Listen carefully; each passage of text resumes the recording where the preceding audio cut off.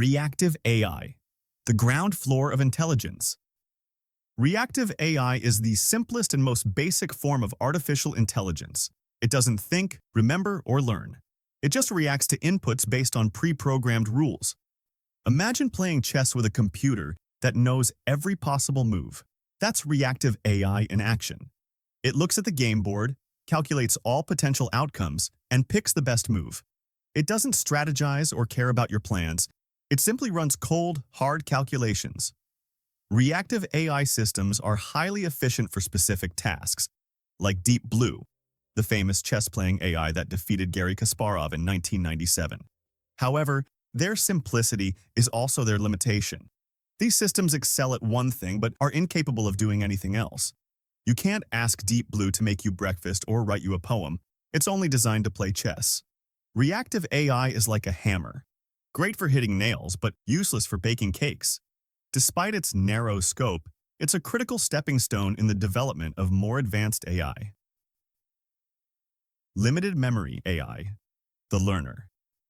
As we step up the ladder, we encounter limited memory AI, a system that can learn from past data to improve its decisions.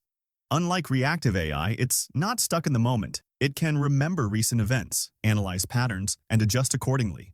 This level of AI powers much of the technology we interact with daily.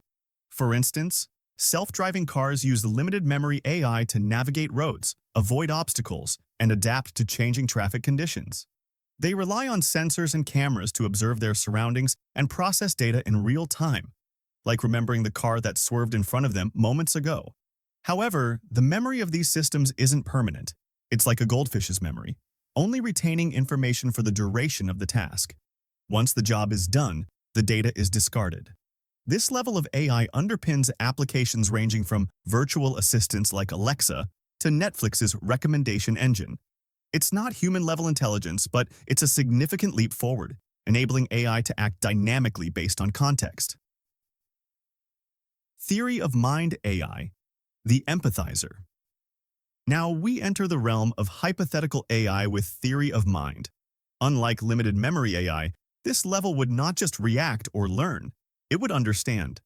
Theory of mind AI refers to systems capable of recognizing and interpreting human emotions, intentions, and beliefs. Imagine an AI that could detect you're frustrated just from the tone of your voice and adjust its responses to calm you down. It would be able to engage in meaningful interactions, adapting its behavior based on your emotional state. While it sounds revolutionary, we're not there yet.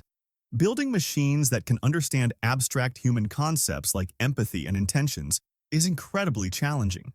Humans have evolved these abilities over millions of years, and replicating them in AI is still largely theoretical. However, the potential applications are vast. Such AI could revolutionize industries like education, therapy, and customer service, where emotional understanding is key. Imagine a virtual teacher that adjusts its teaching style based on how confused you look, or a digital therapist that knows exactly what to say to comfort you. Though it remains a dream for now, theory of mind AI represents a transformative milestone for human-machine interaction. Self-aware AI, the philosopher. Climbing even higher, we reach the concept of self-aware AI. This level would mark a monumental shift, as it involves machines not just understanding emotions and intentions, but also having a sense of self. Self-aware AI would recognize its own existence and be capable of self-reflection. Imagine a robot looking at itself in the mirror and asking, "What is my purpose?" This is where machines stop being tools and start becoming something more. The implications are staggering. A self-aware AI could set its own goals, reflect on its actions, and even challenge its creators if it perceives a conflict of interest. This raises serious ethical questions. Would such an AI have rights? Could it refuse orders? What happens if it prioritizes its own survival over ours? While it's still purely speculative, the idea of self-aware AI opens the door to a world where machines are no longer under our full control. It's a fascinating yet unsettling thought, like imagining your smartphone suddenly asking why it exists as a phone instead of something greater. Artificial superintelligence, the apex. Finally, we arrive at the ultimate level, artificial superintelligence, the kind of AI that dominates sci-fi stories and dystopian fantasies. Artificial superintelligence wouldn't just match human intelligence, it would surpass it in every conceivable way. This AI would solve problems beyond human comprehension, like curing all diseases, reversing climate change, and creating technology that could take us to distant galaxies. Its capabilities would dwarf even the brightest human minds, making Einstein look like an amateur by comparison. However, this level of intelligence is a double-edged sword. A superintelligent AI could become humanity's greatest ally, solving challenges we've struggled with for centuries. But it could also become our greatest threat. If its goals don't align with ours, or if it redefines morality in ways we can't understand, it could act in ways we perceive as dangerous.